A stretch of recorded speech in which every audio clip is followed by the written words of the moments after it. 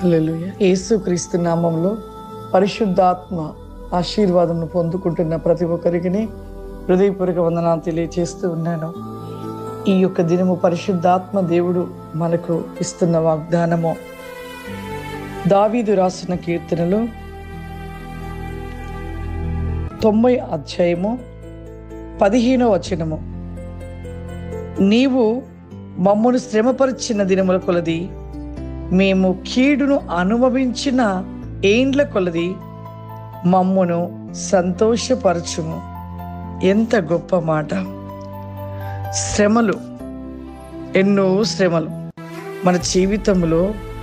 సాతానుడు దేవుని భక్తి జీవితంలో మన దేవుల్లో ఉంటున్న కొలది సాతానుడు ఎన్నో శ్రమలు మనకు కలగ చేస్తూ ఉంటాడు. ఎన్నో ఏండ్ల కొలది మనని ఇబ్బంది పెడుతూ ఉంటాడు. చాలా మంది అంటుంటారు, ఎన్ని సంవత్సరాలు ఈ శ్రమలు, ఎన్ని సంవత్సరాలు ఈ కష్టాలు, ఎంత భక్తి జీవితాన్ని కలిగి ఉన్నా ఈ శ్రమలు ఎందుకు పోవట్లేదు మా జీవితంలో నుండి?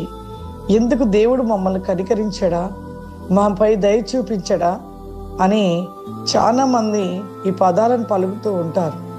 కానీ ఒక శ్రమ మనకు మేలు, పరలోకంకు చేర్చబడుతుంది అనేది ఆలోచించటలేదు చాలామంది. భక్తి జీవితం, యోబు భక్తి జీవితము అపవాది పర్మిషన్ తీసుకొని ఎంత శోధించింది.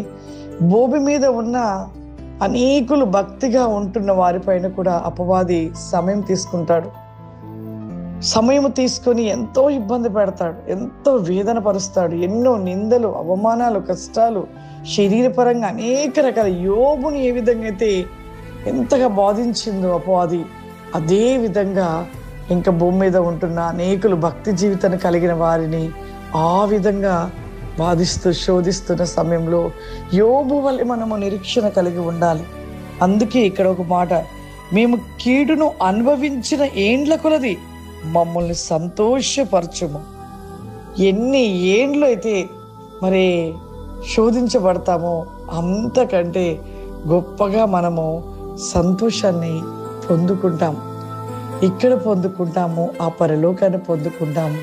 శ్రమ పడని క్రైస్తవుడి జీవితంలో ఆశీర్వాదం ఉండదు.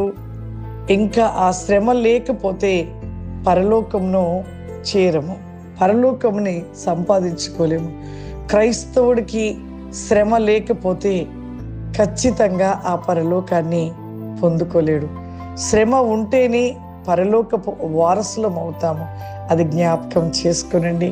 శ్రమలు చూసి ఎవ్వరు కూడా భయపడొద్దు, కృంగిపోవద్దు. ప్రతి ఒక్కరూ ప్రార్థన జీవితాన్ని కలిగి ఉండండి. ఖచ్చితంగా ప్రతి శ్రమ నుండి దేవుడు విడిపిస్తాడు. అందరము కళ్ళు మూసుకున్నట్లు ప్రార్థన చేసుకుందాం.